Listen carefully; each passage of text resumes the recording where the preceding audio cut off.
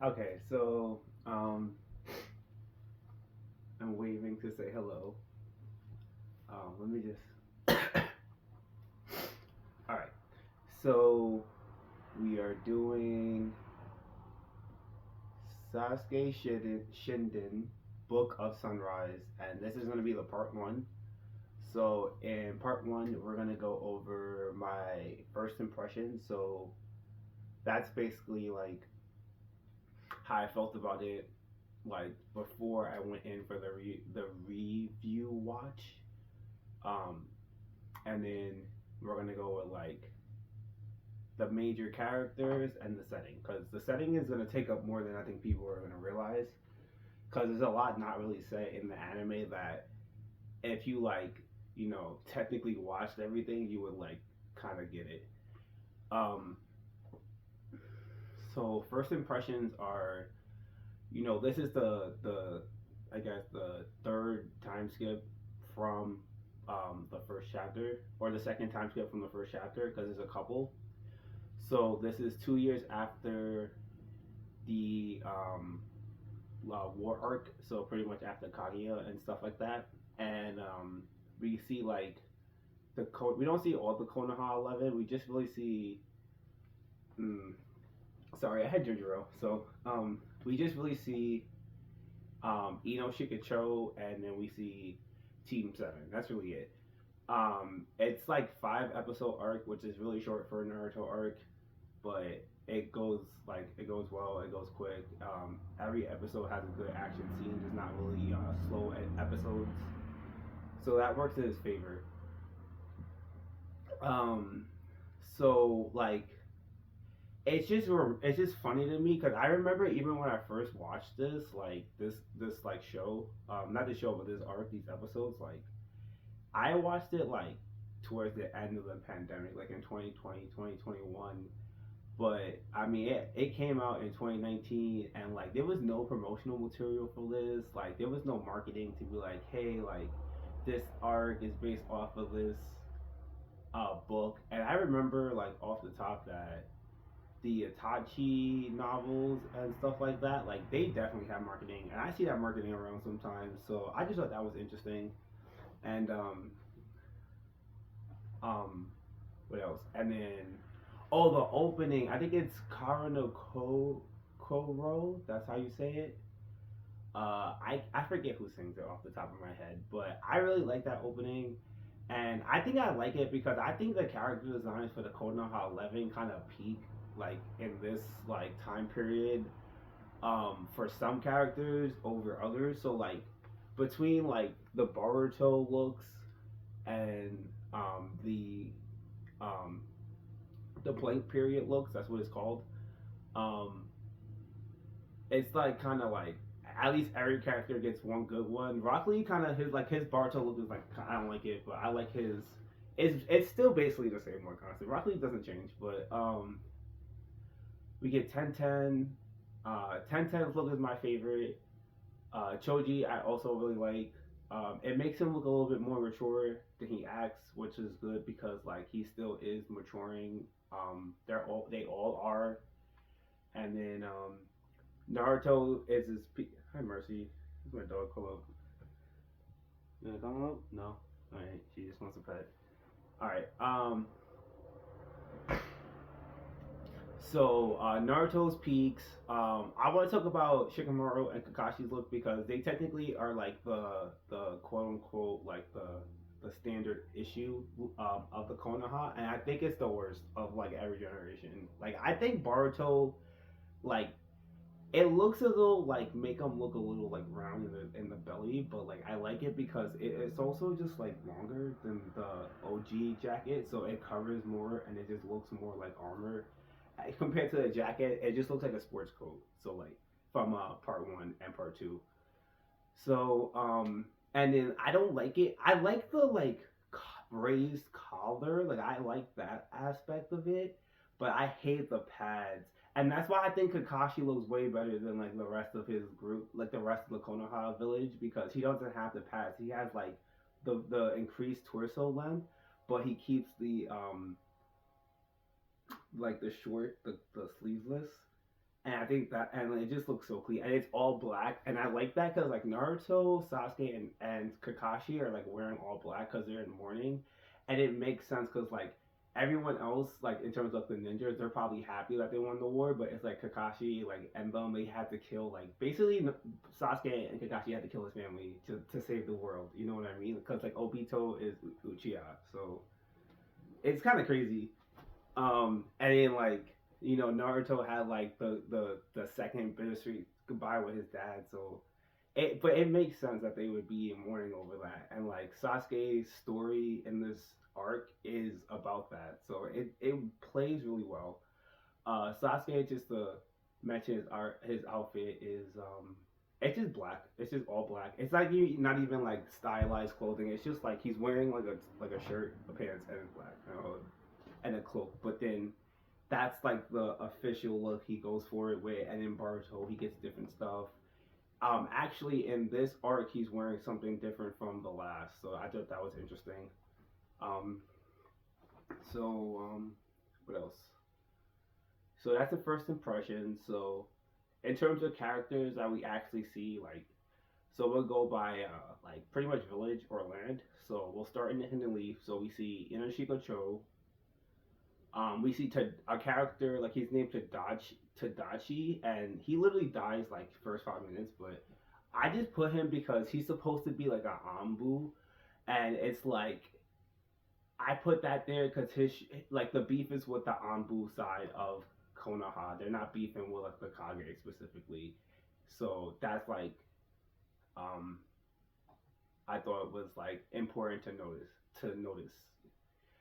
We have Kakashi, Naruto, Hinata, and Sakura. I didn't mention their outfits because like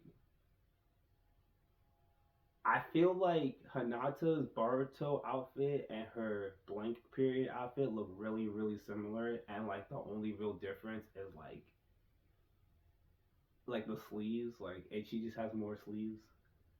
Uh, Sakura, I actually like. I don't really like.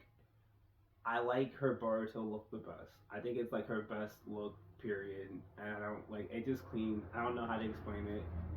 Um, um, Yamamoto's in it, and I put Team Taka under the Hidden Leaf because like they're literally like technically prisoners of war under the leaf, and technically Yamamoto is watching them.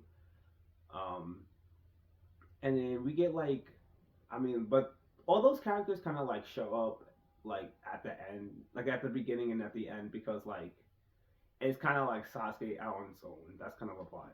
I'm not gonna go too into it because I want to set up the video um, so that part one is spoiler free, so that people don't even have to worry about skipping videos. You know what I mean? So the next kind of area is the like Coliseum. We'll go with the Coliseum next. So that's basically the Coliseum is basically the Thunder Group, and then you have in the Thunder Group the named characters are the Fushin, which is the main. He's like the main leader. And then, I mean, to name the other characters in the arc, I mean, not in the arc, but yeah, the other characters in the arc of, or in the Thunder Group that's in this arc, beyond Fushin would like be spoilery, but you could kind of encompass it all under that they kind of have this plot to like get revenge on like people who have wronged them because they're like a rogue ninja, but they're like Robin Hood, so they're trying to like help the needy. But basically, the needy like kind of like turn their backs on them, so they're like, oh, okay, so now it's blood, and that's basically like the Thunder Group in Fushin. And then you have Oriwashi, which is basically like he is just like this character, basically like Orochimaru's contact to try to find the Thunder Group. That's basically what it is. And then he has some backstory with the Thunder Group, and he also has some backstory with the Coliseum. And then the Thunder Group is kind of like they're like all over. Like they're like in the Coliseum. They're in the next area we're gonna get to, which is the Land of Water. They're in the Lightning Village as well. So I mean, not the not the Lightning Village, but the Land of Lightning. So they're like kind of all over the place. That's kind of where they get the name the Thunder Group. Um, um, and Yowashi is more like the Coliseum member. Because he's a weapons dealer basically. Um, in the Land of Hot Water, we basically have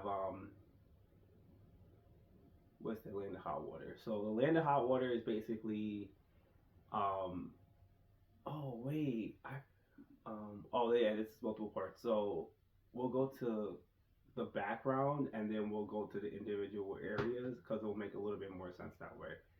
So the background of the Land of Hot Water is that it's basically like sharing a border between the Land of Sound, the Land of Frost, and the Land of Fire. So it's kind of like in between all of them, and it was considered a war ground during the Great Ninja War, the fourth one, because they had like all the ninjas evacuated the area before the fight. And its economy is basically based. Its economy is mostly based around potatoes, and they have like hot springs, so like hot spring tourism, hot spring medicine, stuff like that. And then most of the villages are around the hot springs themselves.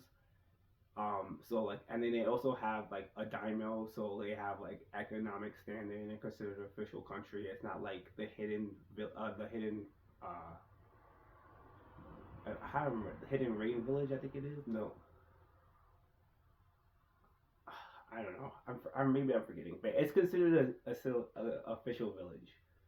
Um, and then we move on into the Land of Hot Waters. I mean, the Land of Hot Water, like the individual areas. So we have like the Bamboo Village, um, Yakagori Village, and then the Coliseums around there, and then like the Thunder Group would be more and more up north. Not the Thunder, yeah, the Thunder Group would be operating more up north, because they'd be moving between the Coliseum and the Land of Fire. Um,